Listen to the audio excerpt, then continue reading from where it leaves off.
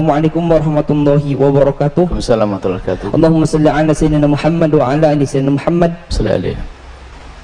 Maaf jika kita wanita sedang libur atau menstruasi, apakah boleh memuaskan suami menggunakan mulut?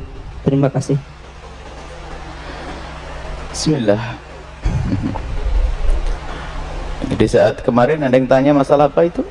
Jadi kalau sudah urusan hal semacam itu, mari kita tingkatkan wibawa majelis supaya tidak di majelis kita bicara sesuatu yang tidak pantas. Kemarin ada yang tanya masalah apa, lupa kemarin.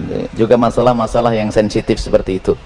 Dan jangan membiasakan kita di majelis saat membicarakan hal yang demikian itu dengan dibarengi dengan guyonan, merendahkan syariat itu. Menjadi sebab barokahnya ilmu dicabut. Baik, kita bicara tentang syariat. Suami istri halal. Anda boleh berbuat apa saja suami istri, bebas. Anda bersenang-senang dengan kupingnya, dengan rambutnya, dengan apa saja boleh, halal. Cuman yang diharamkan dalam dua keadaan: waktu haid memasukkan ke lubang depan, memasukkan seorang suami alatnya ke lubang depan. Kemudian yang kedua yang diharamkan memasukkan ke lubang belakang, baik dalam keadaan haid atau tidak haid, hukumnya haram dan dosa besar. Ini usaha haid. Yas'alunaka 'anil mahid qul huwa adza fa'tazilun nisa fil mahid.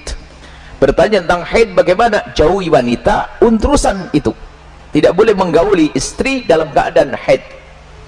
Haid bukan istihadah ya, istihadah adalah darah tapi bukan darah haid. Ini ada ilmunya khusus, tanyakan kepada ahlinya nanti. Kita juga punya diklat haid praktis 30 menit 30 menit.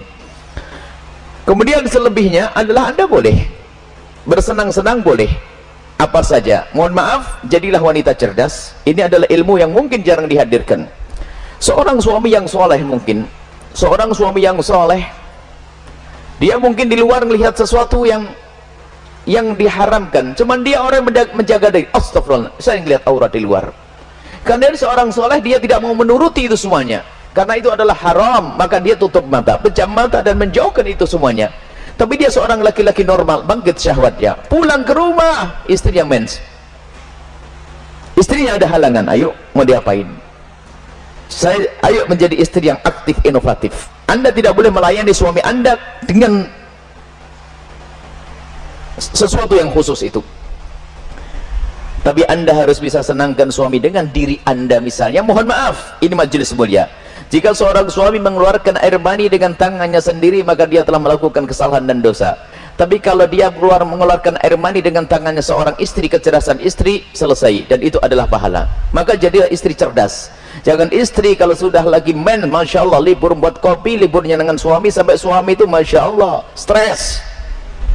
Anda bisa menyenangkan dengan diri Anda, mohon maaf, mufakhadah di antara dua paha, yang penting tidak masuk wilayah itu, atau apa saja. Mohon maaf, ini saya sampaikan majelis mulia, sebab banyak wanita gayanya sih, modelnya kayak hebat-hebat, tapi masya Allah bikin stres suami.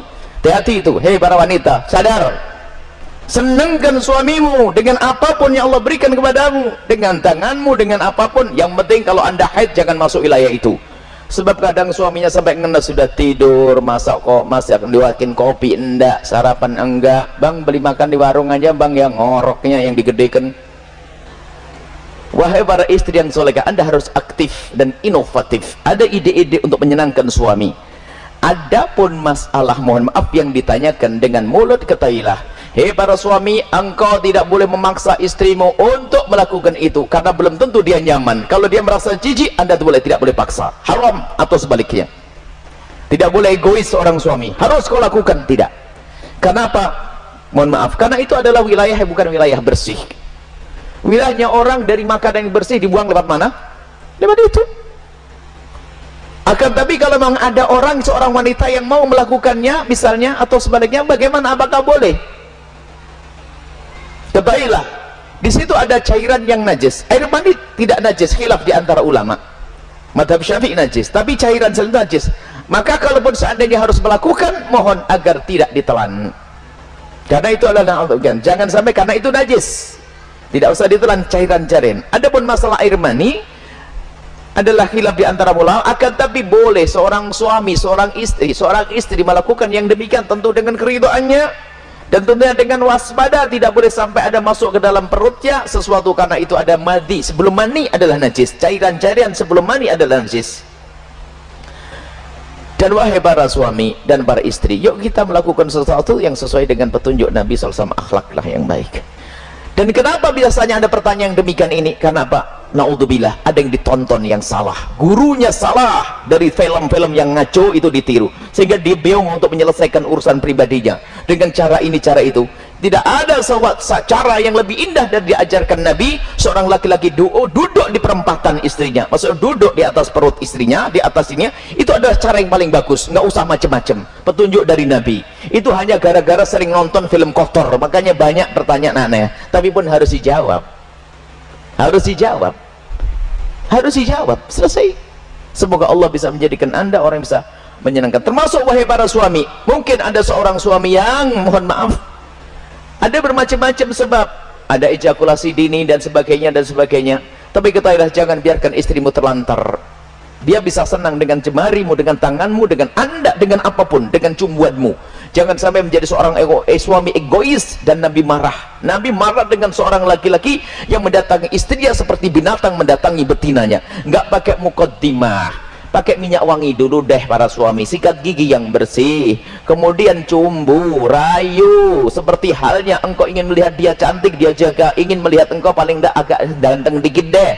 Kemudian lihat, seperti halnya matanya ingin melihat dirimu indah, telinganya juga ingin mendengar kalimat indah, dan juga hidungnya pun juga ingin mencium bau harum. Cobalah siap. Makanya sebelum pulang kantor itulah mampir pom bensin dulu deh, bersih-bersih pakai minyak wangi. Ini penting.